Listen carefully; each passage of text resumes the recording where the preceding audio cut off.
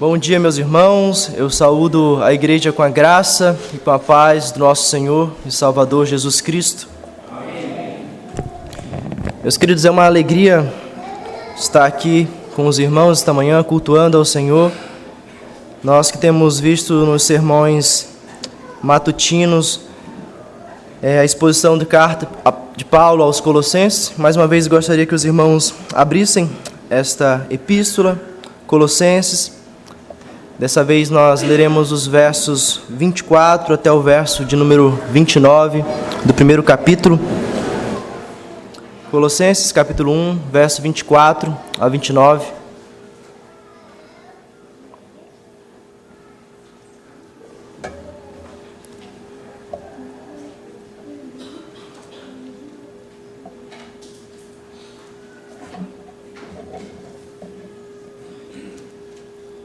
Diz assim a palavra do Senhor, Colossenses capítulo 1, verso 24 ao verso de número 29.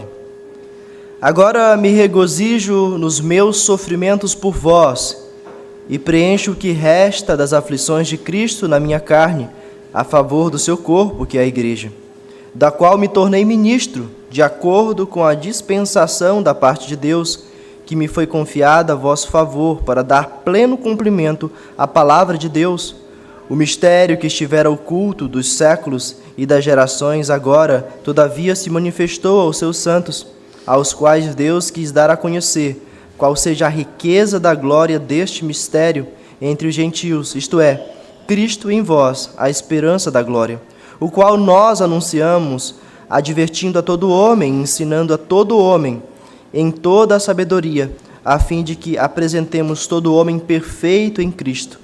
Para isso é que eu também me afadigo, esforçando-me o mais possível, segundo a eficácia que opera eficientemente em mim. Vamos orar mais uma vez? Senhor Deus, nosso maravilhoso Pai, Deus amoroso, Deus misericordioso, Deus justo, nós clamamos ao Senhor que o Senhor fale conosco nesta manhã, por meio da Tua palavra. Usa o Teu servo, Senhor, tudo que for dito aqui, como nós já pedimos, esteja de acordo com a Tua palavra, Senhor. Nos consola, nos exorta, nos encoraja, de acordo com a Tua santa, Senhor Deus, vontade. É em nome de Jesus que nós te pedimos isso. Amém. Em resposta ao chamado, em julho daquele ano, ingressou no seminário de Pêncil, a fim de preparar-se para o ministério. Ainda no primeiro semestre, ouviu na capela do seminário um sermão que despertou para missões. O pregador Charles Roger, eminente teólogo e professor do seminário, que o fez pensar seriamente na possibilidade de devotar-se à obra missionária no estrangeiro. Aquele sermão tocou profundamente o coração do sensível jovem seminarista Simonton, levando-o a pensar seriamente pela primeira vez sobre o trabalho missionário. Com o consentimento de sua mãe, no dia 27 de novembro de 1858, encaminhou à Junta de Missões Estrangeiras o pedido formal para ser missionário, mencionando o Brasil como campo de sua preferência, deixando, no entanto, a decisão final aos cuidados da Junta.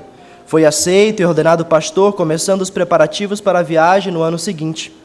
Na manhã do dia 18 de junho de 1858, despediu-se no porto de sua mãe e de seu irmão John, que o acompanharam até o navio. Sua mãe escreveu no diário dela naquela ocasião: "É difícil separar-se daqueles que talvez não vejamos mais na terra, mas quando penso no valor das almas imortais que se estão perdendo pela falta do evangelho puro, recomendo que você, com orações e lágrimas ao Senhor, que tudo fez para o bem." Foram 55 dias de viagem, mas desembarcou finalmente no porto da capital do Brasil, Rio de Janeiro, no dia 12 de agosto daquele ano. Depois de alguns meses no Brasil, no dia 22 de abril de 1860, num domingo, Simonton realizou a primeira escola bíblica dominical em sua casa, sendo este seu primeiro trabalho em português, o que o deixou muito feliz. Aqui nós vemos o relato de como surgiu a Igreja Presbiteriana no Brasil. Um homem chamado pelo Senhor, impelido pelo Senhor, deixa o seu país e atende a esse chamado. Nós aqui, especialmente em Manaus, não somos fruto direto desse trabalho. Simonton não plantou a primeira igreja presbiteriana de Manaus, nem mesmo o Mindu, mas nós somos frutos indiretos desse trabalho, eu diria até de forma direta. Homens, atendendo ao chamado do Senhor, deixam seus lares e vão em prol de pregar o Evangelho, para a glória de Deus, mas também para alcançar aqueles que estão perdidos, para alcançar os eleitos do Senhor. E foi exatamente o que Simonton fez. E de mesma forma, quando nós vemos a carta aos Colossenses, nós vemos o seu conteúdo, nós vemos aqui que Colossos, aqueles irmãos que residiam em Colossos, eles não foram fruto direto do trabalho de Paulo. O pastor daquela igreja era Epáfras, mas eles são um fruto indireto daquele trabalho. Paulo se dedicou a pregar em Éfeso, e assim, possivelmente, ali alcança Epáfras, e Epáfras volta para a sua cidade, anuncia o Evangelho, e ali o Senhor converte corações e forma, pela sua graça e misericórdia, uma igreja. E aqueles irmãos, meus queridos, no contexto aqui desta epístola, como eu já disse em outras ocasiões, mas faz necessário repetir, eles estavam sendo atacados por falsos ensinos. Hereges, falsos mestres adentraram a igreja e diziam que era necessário obter uma espécie de conhecimento oculto, um conhecimento especial para assim chegarem à perfeição. Eles diziam também que somente alguns dentre o povo de Deus poderiam chegar a esse perfeito conhecimento, somente aqueles que eles intitulam de iniciantes. E há também outros homens no meio da igreja que ensinavam coisas que não estavam de acordo com a palavra de Deus, sobre um legalismo judaico, dizendo que era necessário que alguns aspectos da lei fossem ainda obedecidos, observados, como a circuncisão e tantas outras coisas. E se faziam ainda mais importantes, ou se diziam mais importantes, uma vez que eles eram judeus de nascimento, em detrimento daqueles gentios que se convertiam. Esse contexto é de extrema importância para nós entendermos estes versos que nós lemos. Mas antes de nós chegarmos ao verso de número 24, eu queria lembrar que Paulo já havia dito algumas coisas aqui. Ele reconhece que aqueles irmãos são santos e fiéis, no verso número 2. Ele reconhece que ali é uma igreja, mesmo diante de problemas e dificuldades, uma igreja que fazia parte do corpo de Cristo. E ele, chamando esses irmãos de santos e fiéis, e no verso 3 ele diz que dá sempre graças por aqueles irmãos. Ele sempre que ora por aqueles irmãos, desde que ele soube da fé no Senhor Jesus, do amor que aqueles irmãos tinham para com todos os santos, e também da esperança, essa tríade, né? Fé, amor e esperança, que certamente é uma marca da igreja, de um crente, daquele que foi regenerado, que teve o seu coração transformado. E Paulo continua, ele não somente dá graça por aqueles irmãos, mas ele também pede, no verso de número 9, na segunda parte, pedir que transbordeie de pleno conhecimento da sua vontade, em sabedoria e entendimento espiritual. Ele roga que aqueles irmãos eles possam conhecer, eles possam transbordar desse conhecimento, dessa vontade prescrita de Deus, que é a sua palavra. E ele também roga que aqueles irmãos assim possam ser encontrados de uma forma que vivam de modo digno do Senhor, para o seu inteiro agrado. E a forma como aqueles crentes viveriam de modo digno do Senhor, para o seu inteiro agrado, eram pelo menos 4. Eles iriam crescer, eles iriam frutificar, ainda no verso de número 10. No verso de número 11 ele diz que eles seriam fortalecidos com todo o poder. Lá no verso de número 12 ele fala que de forma a darem graças, de forma agradecida, eles seriam assim fortalecidos e preparados pelo Senhor, para viverem de modo digno do Senhor. E em seguida, o apóstolo Paulo traz ainda um conteúdo mais sólido, como eu disse em outra ocasião, é como se o caldo tivesse engrossado ali. Ele se inicia, ele introduz alguns assuntos aqui, mas a partir do verso de número 13, ele fala da obra perfeita de Cristo. Ele fala que Cristo os libertou do império das trevas, verso 13, e os transportou para o reino do Filho do seu amor. E ele fala que esse que os libertou por meio do seu sacrifício perfeito, aquele que fez o que é o motivo da nossa redenção, ele que pode nos redimir dos nossos pecados, este é a imagem do Deus invisível, primogênito de toda a criação. Ele tem a primazia sobre a primeira criação, ele é antes de todas as coisas, ao contrário do que era ensinado ali em Colossos, de que Jesus era uma espécie de de espírito, de holograma, como se ele não fosse um homem 100%, ou não fosse Deus, ou ele... Era tudo muito confuso. Em hora ele era um homem, em hora ele era Deus, e Jesus, o homem, foi levado a um patamar mais alto, porque justamente ele obedeceu perfeitamente à lei. E como eu disse, nós não temos essas heresias sistematizadas. O que nós vemos é como que por espelho, é como se nós víssemos somente um lado, o lado que de fato importa, do que Paulo aqui está combatendo. Mas o fato é que esse Cristo, ele é a primícia de todas as coisas, ele tem a primazia sobre tudo, sobre a primeira criação e também sobre a segunda. Não que haja uma segunda criação no sentido de algo paralelo, mas o fato é que este mundo será transformado. E essa transformação já se iniciou no seu próprio corpo, porque Cristo ressuscitou. Ele tem um corpo transformado, ele venceu a morte. No verso de número 18, ele diz: Ele é a cabeça do corpo da igreja, Ele é o princípio, o primogênito entre os mortos, para em todas as coisas ter a primazia. Então, o Senhor Jesus, Cristo, Ele tem a primazia sobre tudo isso. E essa segunda criação já se iniciou nele mesmo. De modo que nós, quando morrermos, seremos ressuscitados. Os nossos corpos, eles são do Senhor, de igual modo como a nossa alma. Nós somos um ser. E da mesma forma, o Senhor Jesus tinha um corpo, ele tinha uma alma, ele era um homem. E o que o apóstolo está dizendo aqui é que, de fato, os nossos corpos importam, em detrimento daquilo que era ensinado ali em Colossos, por alguns hereges que diziam que a matéria é má e o corpo e o espírito é algo bom, então o corpo não importa tanto. Não. O apóstolo Paulo está dizendo que o corpo do Senhor Jesus ressuscitou, e nós, de igual modo, ressuscitaremos, porque ele é a primícia daqueles que dormem. E assim, ele continua, ele falando que se nós tivermos em mente isso, nós estamos alicerçados no que de fato importa, que é Cristo. E no verso 23 ele diz: se é que permaneceis na fé, alicerçados e firmes, não nos deixando afastar da esperança do evangelho que ouvistes e que foi pregada a toda a criatura debaixo do céu. Aquele evangelho que havia sido pregado por Paulo, por todo aquele mundo conhecido, muito embora, como já disse, ele não foi até Colossos, mas Epáfras instruiu fielmente aqueles irmãos, conforme o verso de número 7 nos diz. Aquele evangelho era a verdade. Qualquer coisa que não estivesse de acordo com aquilo deveria ser rechaçado, deveria ser deixado de lado, porque o evangelho que de fato importava, e aqueles irmãos precisavam estar alicerçados, firmes, permanecer naquilo no qual eles foram instruídos. E assim nós chegamos ao verso de número 24, onde o apóstolo Paulo vai falar do seu ministério. Ele vai falar também daquele mistério que estava oculto em outro momento. E também vai falar de como a igreja cresce, de como a igreja é alimentada. De modo que eu gostaria de intitular esse sermão de O Conhecimento Revelado aos Povos. Nós faremos isso, se Deus nos permitir, em 3 pontos. O primeiro é o verso 24 e 25, o ministério de Paulo. O segundo é o verso 26 e 27, o mistério de Deus, e o verso 28 e 29, o magistério da igreja. O ministério de Paulo, o mistério de Deus e o magistério da igreja. Verso 24, voltem os seus olhos para o texto. Agora me regozijo nos meus sofrimentos por vós e preencho o que resta das aflições de Cristo em minha carne a favor do seu corpo, que é a igreja.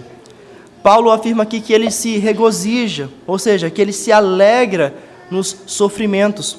E nós precisamos ter em mente, meus irmãos, que o sofrimento por si só não deve ser algo que nós devemos buscar, ou que ele tem uma glória por si só, como se sofrer fosse algo bom.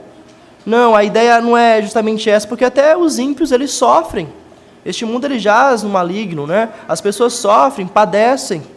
Mas esse nosso sofrimento, ele deve estar alicerçado na certeza de que Deus tem controle de todas as coisas.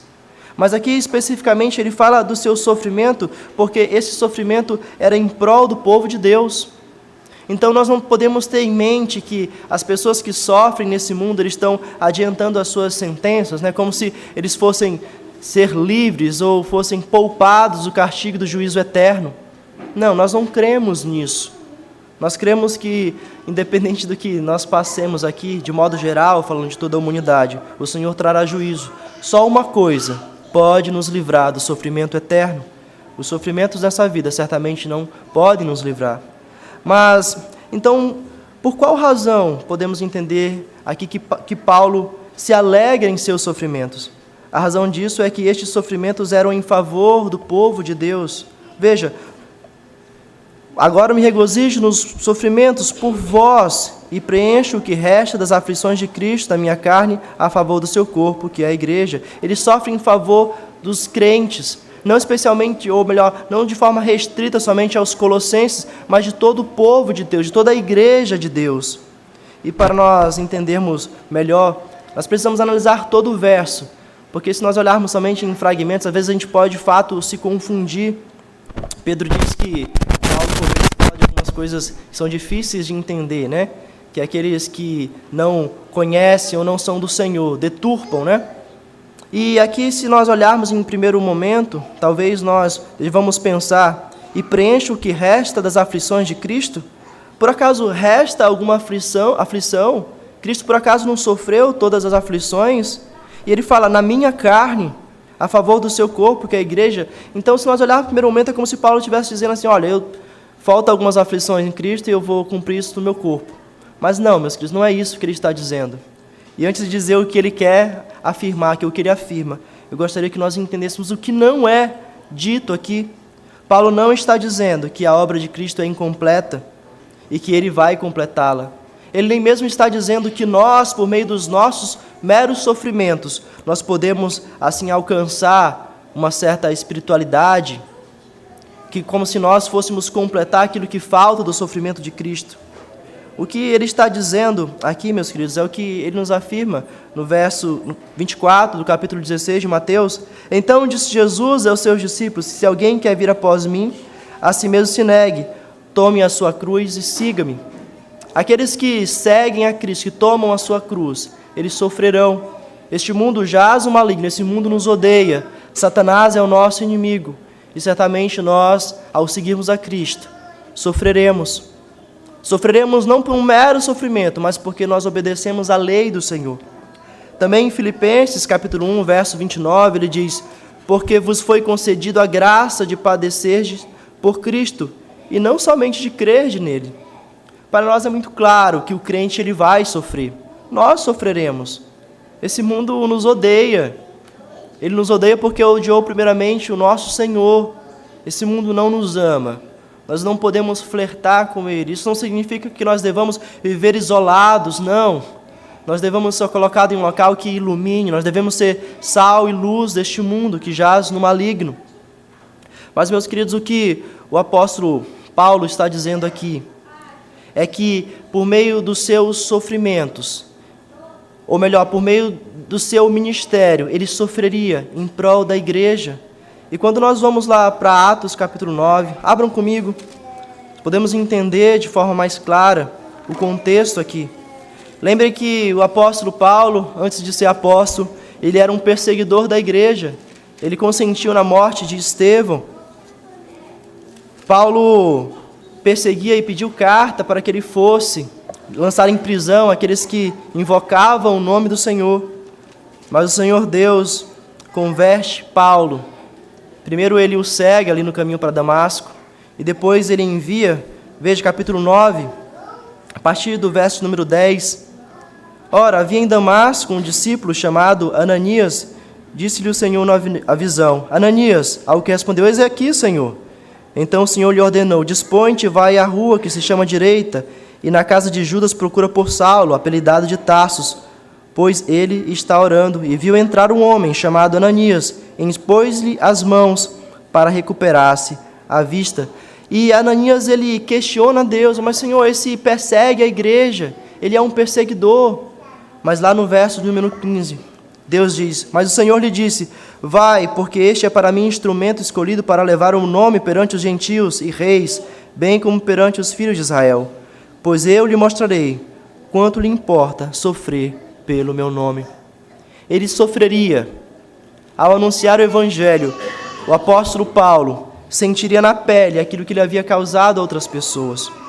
Não que Deus aqui esteja se vingando, não, mas esse é o curso natural de todos aqueles que anunciam o evangelho de Cristo, naqueles locais que se é hostil, e aquele mundo judaizante, onde havia uma doutrina muito sólida, eles odiavam o Senhor Jesus. eles crucificaram o nosso Redentor, cumprindo perfeitamente, sim, os propósitos de Deus. Mas eles fizeram isso não de forma intencional, mas por ódio ao nosso Salvador. E então a ideia aqui, meus queridos, voltando para Colossenses, quando Paulo diz que eu preencho o que resta das aflições em Cristo na minha carne, a favor do seu corpo, que é a igreja. Ele está dizendo que ele vai anunciar o Evangelho, coisa que o Senhor Jesus não fez por todo o mundo conhecido. J.K. Bill, ao comentar essa passagem, ele diz: o complemento paulino do sofrimento do Messias consiste no fato de que Paulo levou a mensagem da reconciliação aos gentios para grande benefício deles, o ministério que não ocorreu por meio do ministério terreno de Cristo. O Senhor Jesus não andou por todas as regiões de uma escala grande. Sim, ele andou na circunvizinhança, em várias cidades, inclusive ele fala isso aos discípulos: vamos que nós precisamos ir em outros lugares. Mas o Senhor Jesus não foi até os confins do mundo. Não ele, mas ele faz isso por meio do seu corpo, que é a igreja. Lá em João, capítulo 14, verso 2, diz: em verdade vos digo, que aquele que crê em mim fará também as obras que eu faço, e outras maiores fará, porque eu vou para junto do Pai. Não diz respeito que os seus discípulos são maiores do que o seu Senhor, não. Eles obedecem simplesmente à ordem daquele que os envia. Então o Senhor Jesus, por meio da sua igreja, continua a reinar. Ele reina, ele opera, mas é por meio dos seus discípulos que ele alcança os povos. O Senhor Jesus Cristo é quem nos diz isso, no verso 12 do capítulo 14, verso 14, em verdade vos digo que aquele que crê em mim fará também as obras que eu faço, e outras maiores fará, porque eu vou para junto do Pai. O Senhor Jesus tem um corpo, ele foi e nos deixou o Consolador, e é o Espírito Santo quem regenera os nossos corações, é quem governa e reina por meio da igreja, na igreja. Mas o fato é, meus queridos, que o apóstolo Paulo tinha em mente isso, que no seu ministério haveria muito sofrimento. E ele está dizendo aqui que ele completa essas aflições de Cristo, porque uma vez que Cristo comissionou a igreja, cabe a nós, seus discípulos, especialmente ele, Paulo, o apóstolo dos gentios, sofrer em prol dos eleitos de Deus. E nós podemos ver a lista desses sofrimentos. Se nós abrirmos em 2 Coríntios, capítulo 11, abram comigo, 2 Coríntios, capítulo 11, verso 23, até o verso de número 28.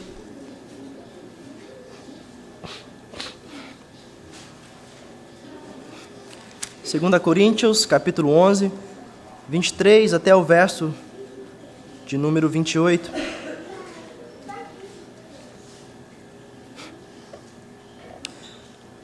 Paulo, em muitas de suas epístolas, ele se identifica como apóstolo, ou em quase todas, né?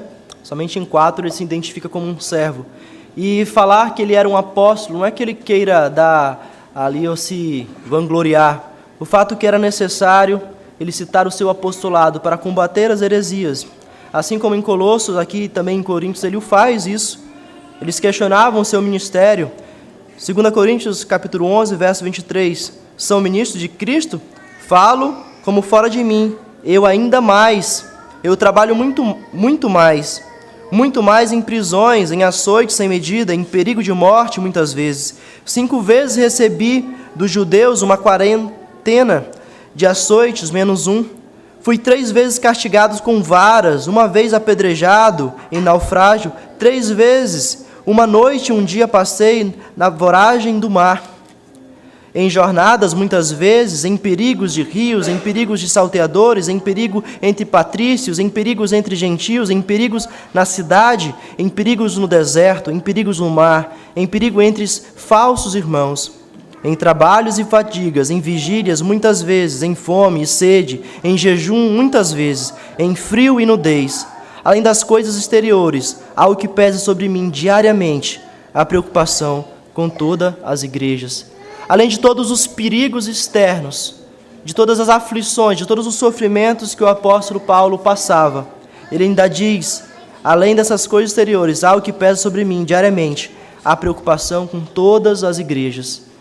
Paulo não havia conhecido ainda os colossenses, ou não conheceram os colossenses, mas ele se preocupava com aqueles irmãos. Ele sente as aflições, inclusive a sua prisão. Quando Paulo escreve que ele está preso, ele está em Roma, Epáfras vai até ele, ele está em prisões, como nós veremos em outro momento, mais à frente, nessa epístola. O apóstolo Paulo sofre, e esse sofrimento tem um claro propósito, de levar o evangelho àqueles que ainda não conhecem. Então, vimos até aqui que Paulo tem sofrido em prol do povo de Deus, em prol da sua igreja, da qual se tornou ministro. Vejam no 5 de Colossenses, da qual me tornei ministro, de acordo com a dispensação da parte de Deus, que me foi confiada a vosso favor, para dar pleno cumprimento à palavra de Deus. E a palavra ministro aqui, ela é a mesma que dá origem à palavra diácono, é como se fosse um servo. E ela tem pelo menos dois sentidos, né? É alguém que é autorizado a transmitir uma mensagem importante, e o segundo sentido é alguém que serve a outro que é seu superior. E talvez a gente se pergunte, né, qual o sentido aqui é usado? Uma vez que a palavra aqui, ministro, é aquele que tem uma mensagem importante para ser anunciada, ele tem essa autorização, ele tem essa autoridade. Em segundo, é alguém que serve alguém que é superior. E nós podemos ver de forma muito clara que são as duas coisas. Paulo, ele era alguém que era autorizado pelo próprio Deus a anunciar uma palavra de extrema importância, mas ele também servia alguém que era superior. Ele servia ao Senhor Jesus. Ele foi chamado, comissionado por Ele mesmo. E uma outra palavra que também nós devemos nos atentar aqui, nos deve saltar aos olhos, é a palavra dispensação, da qual me tornei ministro de acordo com a dispensação da parte de Deus. Dispensação, de um modo geral, significa distribuir algo. Ou seja, Deus deu a Paulo uma responsabilidade. Tanto que uma outra tradução, na NVI, ela está da seguinte forma: dele me tornei ministro de acordo com a responsabilidade por Deus a mim atribuída, de apresentar-lhes plenamente a palavra de Deus. Em uma outra tradução diz: e Deus me escolheu para ser servo da igreja e me deu uma missão que devo cumprir em favor de vocês. Paulo havia sido comissionado.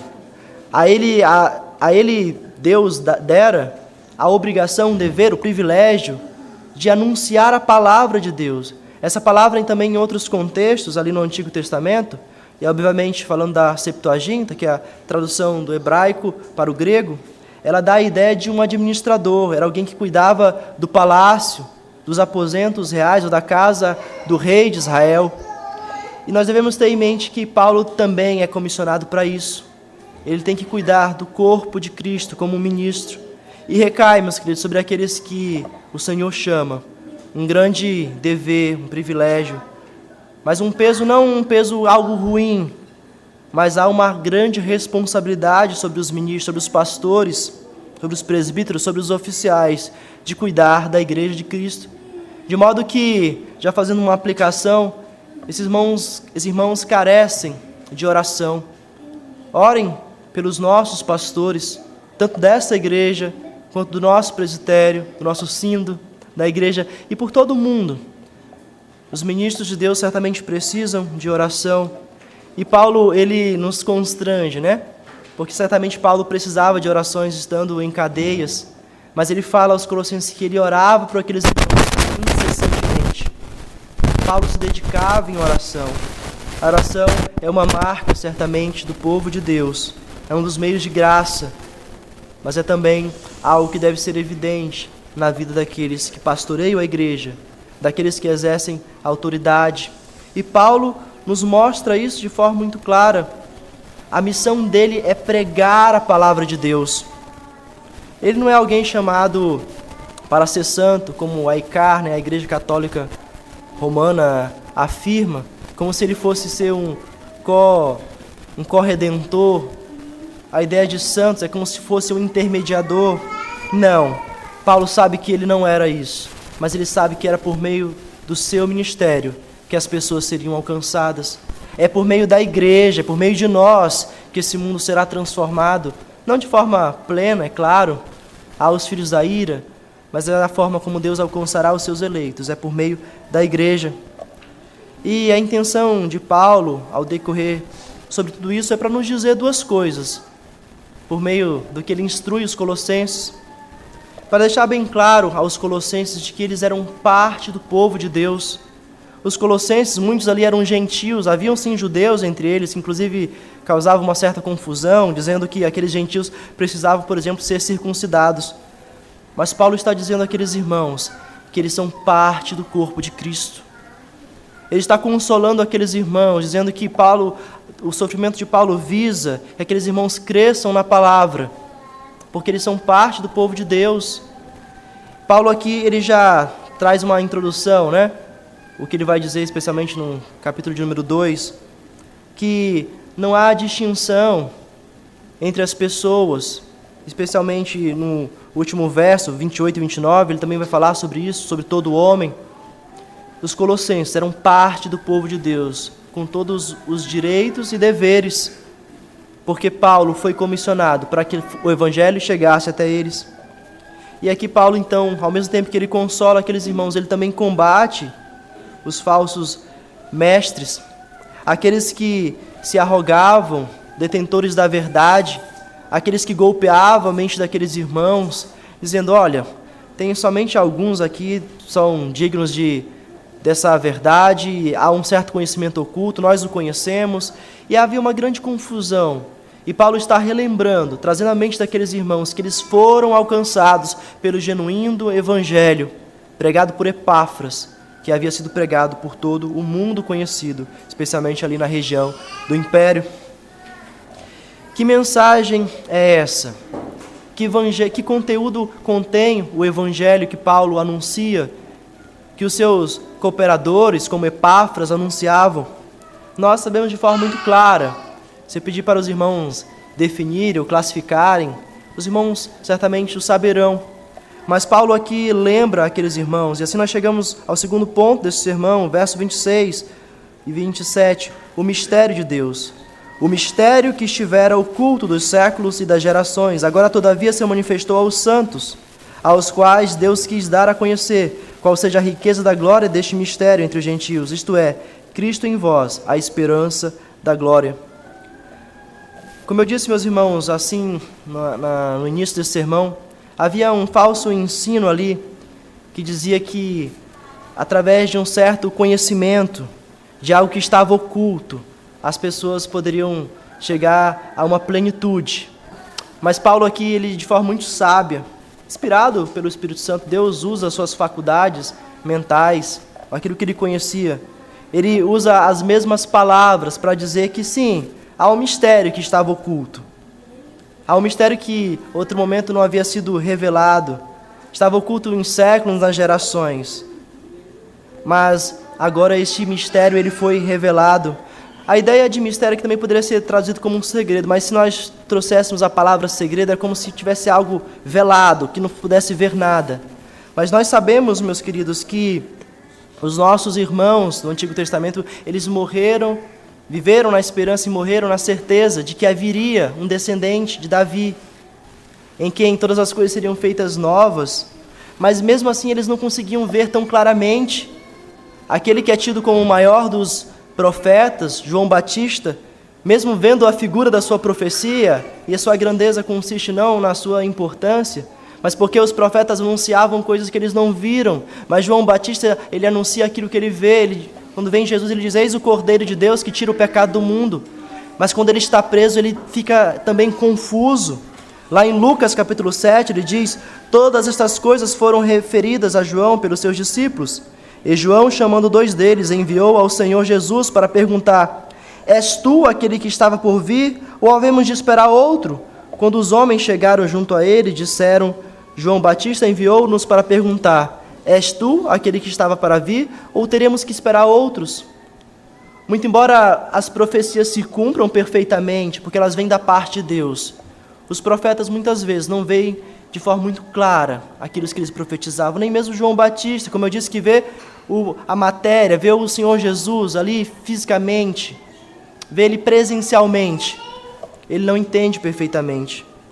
Mas, meus queridos, nós temos a certeza de que aquilo que outrora não era tão claro, era como que sombras, se manifestou perfeitamente em Jesus Cristo, e se manifestou aos santos, De fato, esse mistério que estava oculto agora se manifestou. Cristo foi revelado a nós e nós vemos todo o descortinar da história. Cristo, aquele que viria, aquele que esmagaria a cabeça da serpente, já veio. Ele cumpriu perfeitamente a sua obra e por meio da sua obra perfeita, nós temos a remissão dos nossos pecados. E os colossenses ouviram deste evangelho. Os colossenses ouviram destas verdades, porque justamente isso, essa verdade, ela é manifestada aos santos. Veja o verso 26, agora todavia se manifestou aos santos. Deus não morreu, meus queridos, por todo mundo. Não, todo mundo é filho de Deus, não. A expiação ela é limitada, não porque o poder de Deus seja insuficiente, ou Deus esteja limitado a isso, porque Deus elegeu, antes da fundação do mundo, um povo para si. E alguns dizem que isso é, de certa forma, uma arrogância. Não há arrogância nenhuma em dizer que nós não temos mérito nenhum em nossa salvação. Nós não sabemos quem são os eleitos do Senhor. A nós nos compete pregar o Evangelho, porque é o próprio Espírito Santo quem converte os corações. Cabe a nós pregar esta verdade, pregar este Evangelho, que no devido tempo, no tempo e no espaço, alcançará aqueles que são do Senhor. E quem são esses santos? Nós vemos que há um povo santo no Antigo Testamento. Nós podemos chamá-lo de nossos irmãos, os judeus. Em muitas situações, inclusive, alguns que não eram judeus são enxertados no meio do povo de Deus. Alguns, inclusive, fazem parte da linhagem messiânica. Basta nos lembrarmos de Ruth. O fato, meus queridos, é que é por meio da palavra que Deus transforma os corações e chama o seu povo, tanto no Antigo quanto no Novo Testamento. Quando há essa mudança aqui do Antigo para o Novo, na pessoa de Jesus Cristo, tudo pode ser visto de uma forma mais perfeita. O Evangelho não se restringe aos judeus, antes ele é para todo mundo. O Senhor Jesus disse: ide, portanto, e fazeis discípulos de todas as nações. Todas as nações inclui todas as nações, é uma ordem muito clara do Senhor Jesus. Abraão recebeu esta promessa. Ele disse que nele seriam benditas todas as famílias da terra, muitas famílias, a sua descendência seria numerosa, como as estrelas do céu, como a areia da praia. Em Abraão há uma promessa ali, e nós somos o cumprimento dessa promessa. O Evangelho chegou até nós, mesmo tão distantes, do outro lado do mundo. O Evangelho também chegou até os colossenses. Paulo está aqui consolando o coração daqueles irmãos, dizendo que o seu ministério consiste em pregar o Evangelho aos gentios. E os colossenses, ali em Colossos, haviam muitos irmãos que não eram circuncidados, mas eles eram parte do povo de Deus. Veja o verso de número 27, aos quais Deus quis dar a conhecer qual seja a riqueza da glória deste mistério entre gentios, isto é, Cristo em vós, a esperança da glória.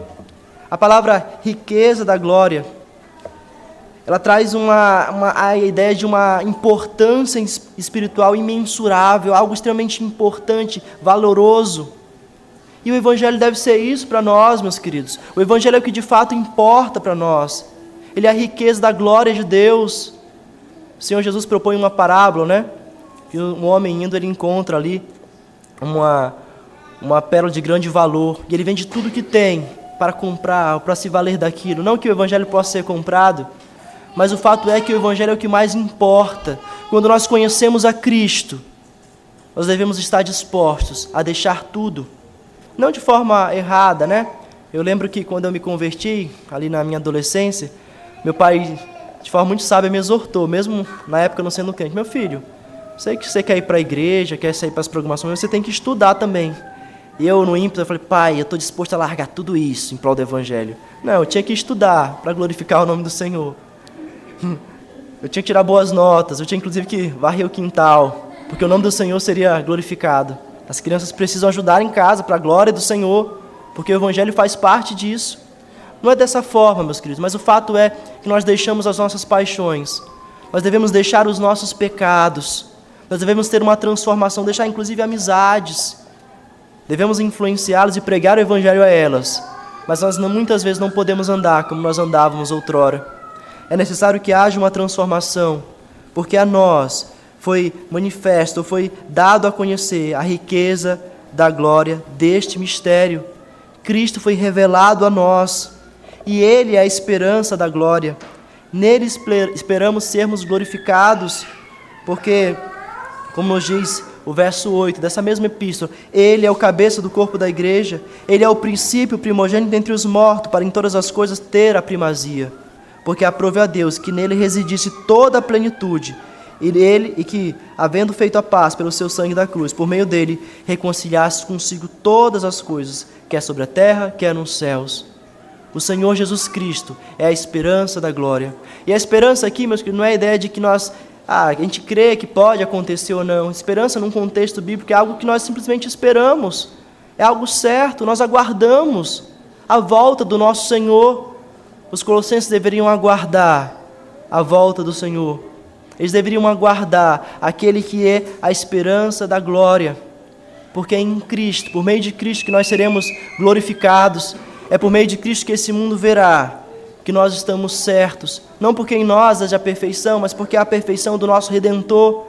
Nós nos inquietamos diante das notícias, diante das manchetes, diante das catástrofes, tantos pensamentos que são contrários à palavra de Deus. E nós, por vezes, nos vemos ansiosos, preocupados com o que será dos nossos filhos. Mas Cristo é a esperança da nossa glória. E essa mesma verdade que reside em nossos corações deve estar também no coração dos nossos filhos.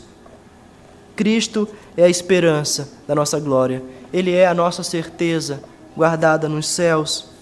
Meus queridos, Deus move o mundo, move todas as coisas para que os seus eleitos sejam alcançados, no tempo e no espaço.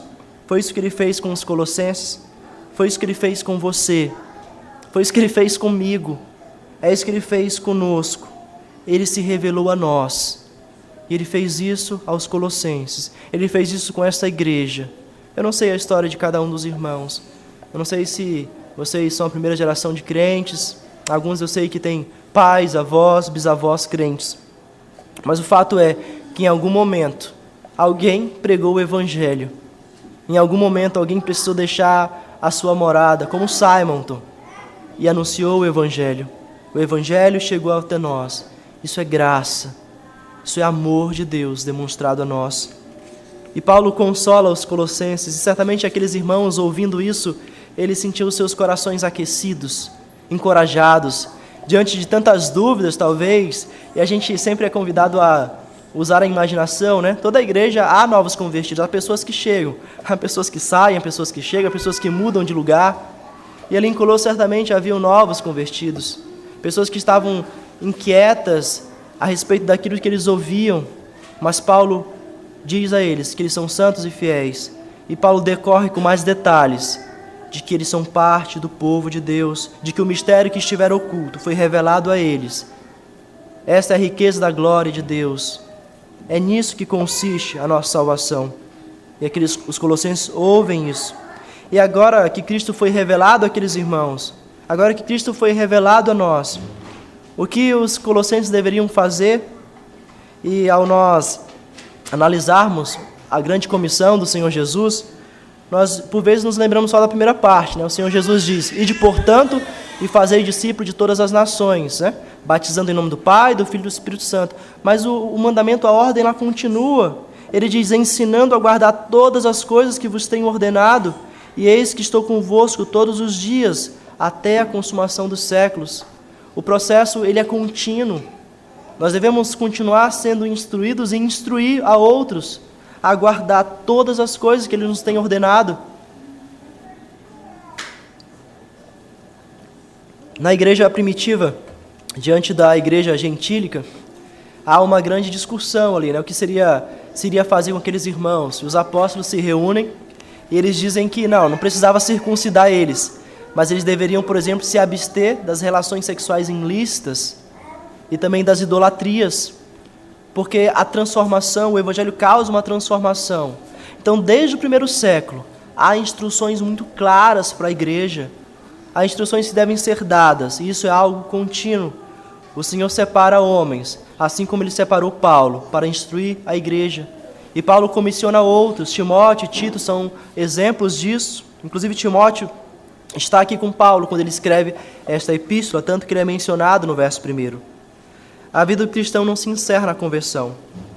Na verdade, é aqui que tudo começa. Afinal, o nascimento de uma criança não é o fim, né? É tão somente o começo. E se nós nascemos de novo, então é só o início dessa caminhada. Se nós nascemos de novo, é só o início. Ali nós seremos instruídos, seremos transformados pela renovação da nossa mente, para que nós possamos experimentar a vontade do Senhor sobre as nossas vidas. E exatamente o que Paulo discorre aqui nos versos seguintes, versos 28 e 29, o magistério da igreja. Verso 28, o qual nos anunciamos, advertindo a todo homem, ensinando a todo homem, em toda a sabedoria, a fim de que apresentemos todo homem perfeito em Cristo. Para isso é que eu também me afadigo, esforçando-me o mais possível, segundo a eficácia que opera eficientemente em mim. E aqui há pelo menos 3 palavras, né, que o apóstolo Paulo usa. Ele fala anunciando. Eu, irmãos, quando fui ter convosco, lá em capítulo 2 de 2 Coríntios, ele diz: eu, irmãos, quando fui ter convosco, anunciando-vos o testemunho de Deus, não fiz com ostentação de linguagem ou sabedoria, porque decidi nada saber entre vós, senão a Jesus e este crucificado. Esse era o anúncio de Paulo, pregar Cristo. Era isso que de fato importava, porque nisso consiste toda a sabedoria não segundo o mundo. O mundo se arroga sábio, e alguns afirmam inclusive que é muito simples. Como é que a gente vai ser salvo por meio de um homem que foi morto na cruz? Isso era escândalos para os judeus e loucura para os gentios, mas para nós isso é poder de Deus para a salvação. A nossa salvação consiste, meus queridos, em um homem morto em um aparelho de tortura romano. Isso é loucura para o mundo, mas para nós é poder de Deus para a salvação, porque ali naquele homem, o homem Deus, reside toda a plenitude da divindade. Aquele é a imagem do Deus invisível, o primogênito de toda a criação. E ele foi morto, mas ele ressuscitou. Isso consiste o Evangelho, é isso que Paulo anunciava. Ele anunciava senão Cristo e este crucificado. Paulo anunciava o Evangelho. E é isso que a igreja deve fazer. Somente a igreja, meus queridos, pode pregar o Evangelho. Quando eu falo igreja, eu falo do seu corpo, dos seus membros. Cabe a nós o dever e essa responsabilidade. E às vezes a gente teme, né? A gente acha que não sei se eu vou ter as palavras corretas, e a gente quer ser apologetas, a gente por vezes quer se arrogar muito mais conhecedor do que simplesmente alguém piedoso que prega o Evangelho. E talvez haja situações que a gente simplesmente fala, não sei te responder, mas a palavra diz isso, de forma simples e direta. É isso que nós devemos fazer, e é isso que Paulo fazia. Cristo foi anunciado por Paulo em Éfeso, e ali possivelmente Epáfras é alcançado. E Epáfras leva o Evangelho até a sua cidade, até Colossos. Nós precisamos anunciar o Evangelho de forma intencional, meus irmãos. Nós precisamos, visitar aquela pessoa. Eu vou visitar ela com um propósito muito claro, de pregar o Evangelho. Eu vou chamar as pessoas para a minha casa, para que eu possa compartilhar do Evangelho com elas. Como o reverendo Alex em outro momento disse, nós temos a tendência a nos isolarmos e chamarmos isso de santificação. Não. Nós temos sim, deixar práticas, deixar inclusive talvez companhias, mas nós devemos ser influência nesse mundo que jaz no maligno. Nós devemos anunciar o Evangelho. Nós não devemos nos isolar em monastérios. Nós devemos abrir a porta das nossas casas, de forma, claro, sábia, para que o Evangelho seja anunciado. E é isso que Paulo faz. Paulo anuncia o Evangelho. Verso 28, o qual nós anunciamos, advertindo a todo homem. E a palavra advertir aqui, o verbo, pode ser entendido como um caráter geral, como uma instrução. Tanto aqueles que são novos convertidos, quanto as crianças, né? Todos eles são discípulos. Há o que nós chamamos de classe de catecúmenos, mas é muito além da classe ali. É no meio dos corredores, das conversas, que nós instruímos uns aos outros, que nós admoestamos, que nós damos instruções. Nós instruímos os nossos filhos, e as instruções geralmente aos nossos filhos surgem a partir de dúvidas deles, como os colossenses tinham, e também por meio dos seus erros, como certamente haviam ali em Colosso. Não era uma igreja perfeita. A igreja é perfeita somente no céu. Toda igreja tem os seus defeitos, tem as suas imperfeições. Mas o que Paulo está dizendo aqui é que ele admoesta, advertindo a todo o homem. E há um outro entendimento com relação a essa admoestação, que é uma correção, uma crítica. Se tratando de igreja, nós podemos sim aplicar a disciplina eclesiástica, a exortação. Algumas coisas são tratadas assim de forma mais privada, mas a disciplina eclesiástica é uma marca da igreja. Uma vez que Deus estabelece a sua igreja, Deus lhe dá autoridade, lhe dá ministros, lhe dá presbíteros, diáconos, é necessário que estes cuidem da igreja. E a igreja, inclusive, é responsável por essas admoestações. Às vezes, diante de algumas situações, a gente fala assim, há tantos pecados que precisam ser tratados na igreja, né? Mas o Senhor Jesus disse que, né, se teu irmão pecou, vai, tem com ele, entre ti ele só, arguí-lo. Se ele te ouvir, ganhaste teu irmão. Se não ouvir, leva uma ou duas testemunhas. E se ele não te ouvir, leva ao conselho, leva às autoridades. Há um processo muito claro, simples, fácil de entender. O problema não é a falta de compreensão, é a falta de coragem em seguir essas instruções, esses mandamentos. Todo membro é responsável pela santidade da igreja, em certa medida. É bem verdade que há aqueles que são responsáveis por pastorear de forma mais pessoal, mas cabe a toda a igreja a essa admoestação. A disciplina eclesiástica certamente é uma marca da igreja de Deus. E por fim ele usa uma última palavra aqui, que é ensinando em toda a sabedoria, ainda no verso 28, o qual nós anunciamos advertindo a todo homem, ensinando em toda a sabedoria. A ideia aqui, meus queridos, é que esse ensino, ele não deve ser simplesmente baseado em conhecimento humano, conhecimento cognitivo. É importante que nós decoremos versículos, é importante que nós saibamos teologia sistemática, é importante que nós leiamos bons livros. Isso é bom. Uma coisa não deve ser em detrimento da outra, mas esse conhecimento é segundo a sabedoria de Deus. E nós sabemos qual é o princípio da sabedoria? O temor ao Senhor é o princípio da sabedoria. Então nós nos valemos de todo esse conhecimento, nós aprendemos, nós somos ensinados diante do temor ao Senhor. Certo teólogo diz que há os que desejam adquirir conhecimento pelo valor do conhecimento. Isso é vaidade de baixo nível. Há, porém, os que desejam tê-lo para edificar outros. Isso é amor. E há outros que o desejam para que eles mesmos sejam edificados. E isso é sabedoria. Nós podemos ser bênçãos, devemos ser bênçãos, a partir do momento que nós estamos cheios do pleno conhecimento da vontade de Deus, que é a sua palavra. E a ideia de pleno é algo que está tão cheio que transborda. Uma vez que nós estamos cheios dessa palavra, nós transbordamos e somos bênção para o próximo. Não que nós alcançaremos a perfeição, não. Mas devemos prosseguir para isso. Paulo anunciava o evangelho, meus queridos, a todo homem. Nesse verso 28 e 29, caminhando já para o fim, nós vemos que ele repete por 3 vezes, o qual anunciando, advertindo a todo homem, primeira vez, ensinando a todo homem, em toda sabedoria, a fim de que apresentemos todo homem perfeito em Cristo. O propósito claro aqui, meus queridos, do apóstolo Paulo, em dar essas instruções à igreja, é que nós sejamos aperfeiçoados. E a ideia de homem aqui é todo ser humano, homem e mulher, velhos, crianças, todos nós devemos ser aperfeiçoados. É claro que sobre alguns recai, os adultos, aqueles que professaram publicamente a sua fé, uma maior responsabilidade de caminhar com as próprias pernas, se assim a gente pode dizer. Mas a ideia, meus queridos, é que nós somos aperfeiçoados para sermos apresentados a Deus. E a palavra aqui, apresentados, é a mesma usada lá em Romanos 1, né? Rogo-vos, pois, irmãos, pelas misericórdias de Deus, que apresenteis o vosso corpo como sacrifício vivo, santo e agradável a Deus. A palavra apresentar é a mesma usada no sacrifício, quando as ofertas eram apresentadas. As nossas vidas, meus queridos, elas são apresentadas a Deus. E sobre aqueles que são pastores da igreja, recai certamente uma maior responsabilidade, porque Deus cobrará de cada palavra dita aqui, que não está de acordo com a palavra de Deus. Então nós precisamos ser apresentados a Deus de forma perfeita. Não que a perfeição esteja em nós, mas a perfeição certamente está no nosso Redentor. E é por essa razão que Paulo se afadiga, Paulo se esforça, Paulo labuta, Paulo passa por tantas situações difíceis, como nós vimos em 2 Coríntios, capítulo 11.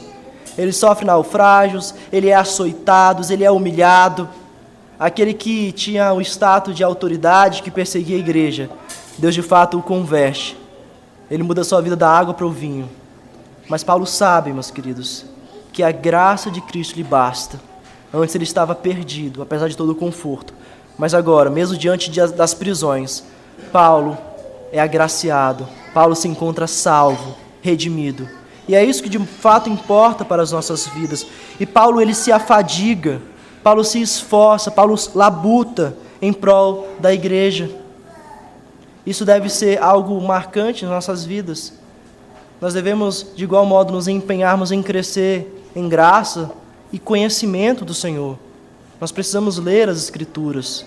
Nós precisamos digerir, pensar e meditar naquilo. Os nossos símbolos de fé apontam que nós, depois de ceiarmos, por exemplo, devemos meditar nisso. As coisas não terminam quando o culto acaba e a gente só deve retornar isso no próximo domingo. Inclusive, semanalmente, diariamente, as nossas famílias devem ser instruídas. Nossa casa deve ser marcada por oração, por leitura da palavra, por cânticos. Eu sei que é difícil. A gente acha difícil. Nós precisamos nos organizar. Gradativamente nós vamos progredindo. A rotina é corrida, o cansaço bate, mas Paulo, mesmo diante disso, ele se afadiga, ele caminha para que os eleitos de Deus fossem alcançados, para que eles fossem fortalecidos, tanto em orações, quanto em viagem, em naufrágios, em perigos. Paulo labutava por isso. E Epáfras, de igual modo, também o fazia. Verso de número 7, ele diz: segundo foste instruídos por Epáfras, nosso amado conservo. Epáfras, o pastor daquela igreja, amava tanto aqueles irmãos, que ele vai até Roma, diante de Paulo, pedir instruções e pastoreio. E Paulo escreve uma carta e destina aqueles irmãos, que são sim preciosos, porque eles são parte do povo de Deus. Meus queridos, caminhando para o fim, diante de tudo que nós vimos, de que Paulo é chamado para pregar o evangelho aos gentios, de que ele sofre por conta disso, de que Cristo é o mistério que outrora estiver oculto e foi revelado não somente aos judeus, mas a todo o povo de Deus, judeus, gentios, a todos os povos. Diante desse mistério que foi revelado e diante da contínua ordem do Senhor de continuar a instruir a igreja por meio do ensino, das advertências, do anúncio do evangelho, eu queria fazer 3 rápidas aplicações ao seu coração, ao meu coração, aos nossos corações. A primeira delas, meus queridos, é que anunciar o evangelho incomoda os nossos inimigos. O mundo nos odeia, como eu já disse. Satanás é o nosso inimigo. Ele não pode mais ferir o nosso Salvador, porque ele venceu a morte. Ele expôs, inclusive publicamente, os principados e as potestades na cruz. Mas Satanás não tem o mínimo interesse que o evangelho avance. Ele nos humilhará. Ele, por vezes, matará muitos daqueles que anunciam o evangelho. Basta você dar uma rápida pesquisada quanto não são os mártires que não são anunciados na grande mídia, porque, como eu disse, o mundo nos odeia. Muitas pessoas têm morrido em prol do evangelho, mas há tantas tribos, há tantos povos, há tantos lugares que precisam de pessoas anunciando este evangelho. Precisamos de homens, de mulheres que se dediquem a anunciar o evangelho, entendendo aqui, é claro, que recai sobre o homem, mas por trás de um bom sermão, de um bom estudo, de um trabalho diaconal, há sempre uma mulher que se afadiga e se cansa para cuidar da casa e dos filhos, para que o esposo possa se anunciar. Então, sim, é necessário que homens e mulheres se dediquem a esse ministério. É necessário que as nossas crianças, os nossos filhos, sejam instruídos, sabendo que há essa necessidade e essa ordem muito clara do Senhor. Nós não somos constrangidos nem obrigados, meus queridos, a ir para os confins do mundo.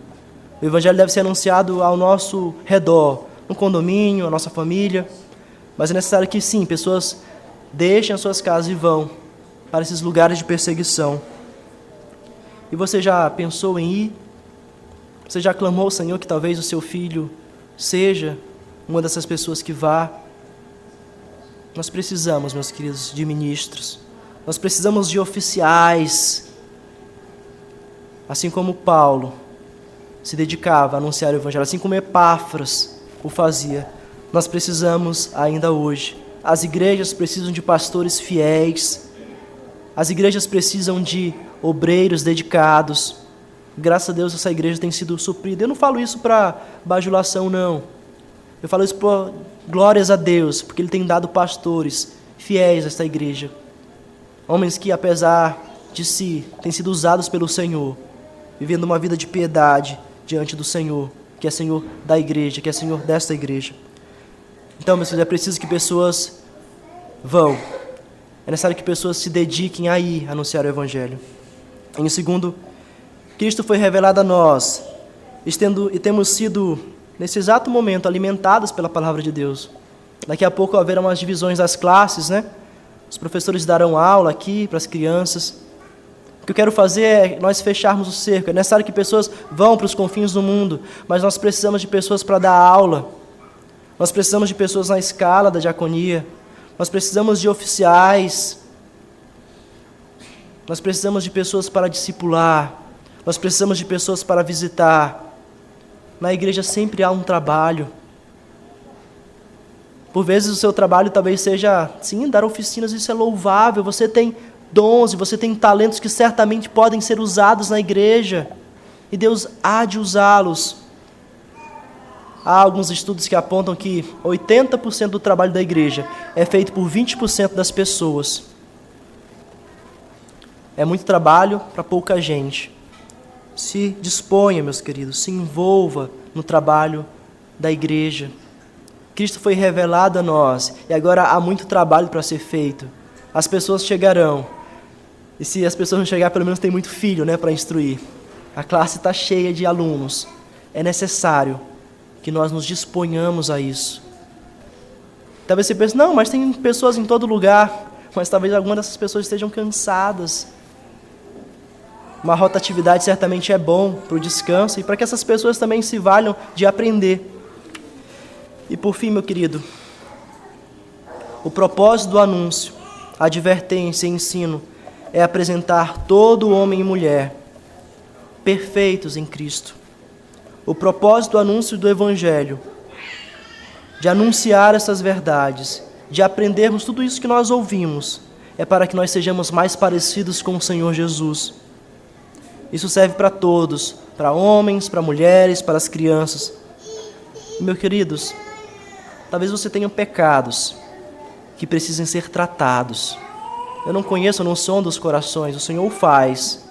Os seus pecados não estão ocultos a Deus.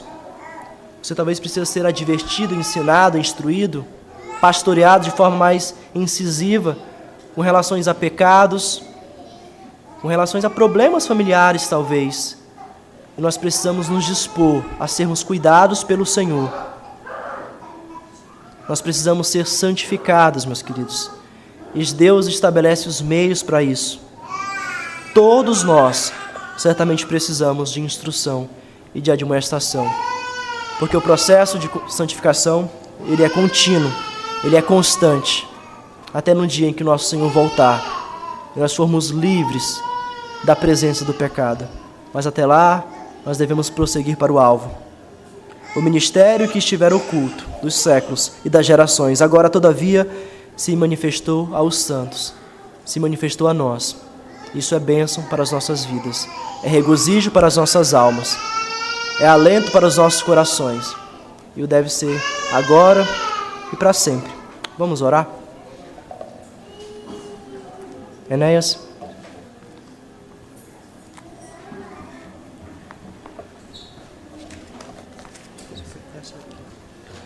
Oremos, irmãos.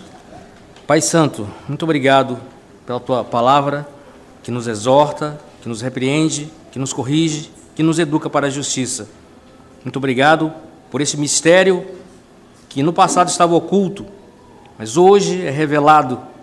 Mistério de que o Teu Evangelho alcançaria o mundo e chegaria a todos os confins da terra, inclusive aqui. Chegou a nós, nós que somos gentios na carne, não somos judeus. Nós somos estrangeiros, gentios, portanto, e esse evangelho maravilhoso chegou até nós.